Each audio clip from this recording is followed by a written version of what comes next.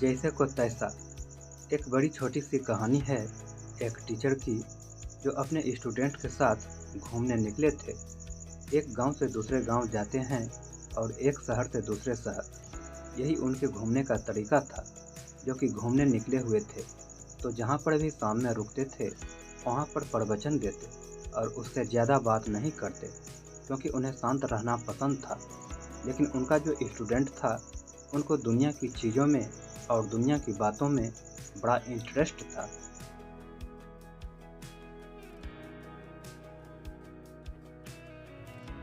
दूसरों की ज़िंदगी में ताका झांकी करने में यकीन रखता था और लोगों से ज़्यादा बात करना उसे बहुत पसंद था। उस लड़के के टीचर को यह सब बातें पसंद नहीं थी। वह दूसरों की ज़िंदगी में ताका झांकी करना पसंद नहीं करते थे। वो अपने काम से काम रखते थे और सही रास्ते पर चलते थे। एक सुबह निकले वहीं अपने सफ़र पर और एक नदी किनारे से उनका गुजरना हुआ। उन्होंने देखा कि एक मछुआरा मछली पकड़ रहा था। वह तो चुपचाप निकल गए वहाँ से। लेकिन उनका जो स्टूडेंट था उससे तो रहा नहीं गया। वह गया दौड़ करके मछुआरे के पास और उसको अहिंसा का उपदेश देना शुरू कर दिया। तुमको हिंसा नहीं करना चाहिए, यह गलत काम है, यह है वह है, ऐसे बोलने लगा। बहुत देर तक उस मछुआरे को समझाता रहा। मछुआरे ने बहुत देर तक कुछ रिएक्ट नहीं किया, मतलब कुछ बोला नहीं उसको।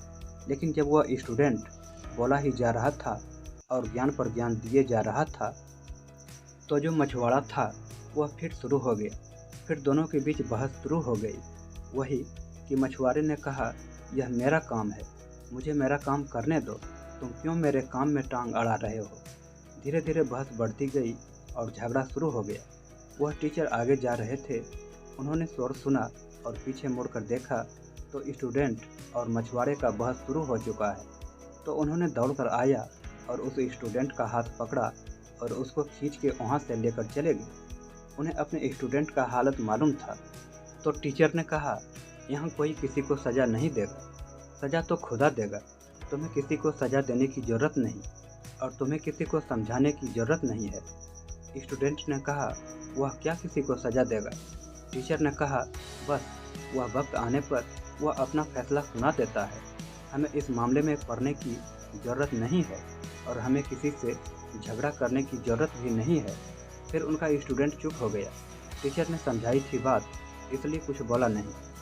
इस बात को 2 साल गुजर गए और कमाल की बात यह है कि उसी रास्ते से वापस जा रहे थे। वही सुबह का वक्त था और नदी का नज़ारा बदला हुआ था। स्टूडेंट देखता है कि नदी के किनारे एक सांप अपना जान बचाने के लिए तड़प रहा है। चींटियाँ उसे नोच करके खा रहे हैं। स्टूडेंट को यह भी देखा नहीं गया और दौड़कर गया उस सांप को बचाने के लिए।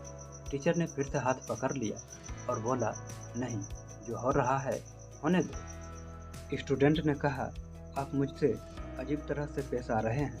मैं कभी हिंसा करने वाले को रोकता हूँ तब भी आप रोकते हैं और अभी किसी की जान बचा रहा हूँ तब भी आप मना कर रहे हैं। टीचर ने कहा, मैंने कहा था ना, वह खुदा अपना फैसला सुनाते हैं, अपना फैसला सुनाने दो।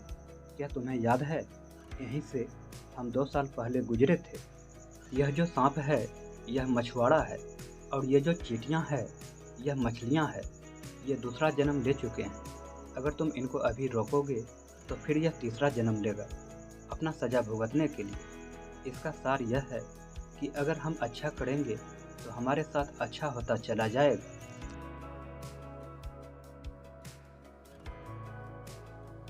और अगर हम बुरा करेंगे तो हमारे साथ बुरा होता चला जाएगा।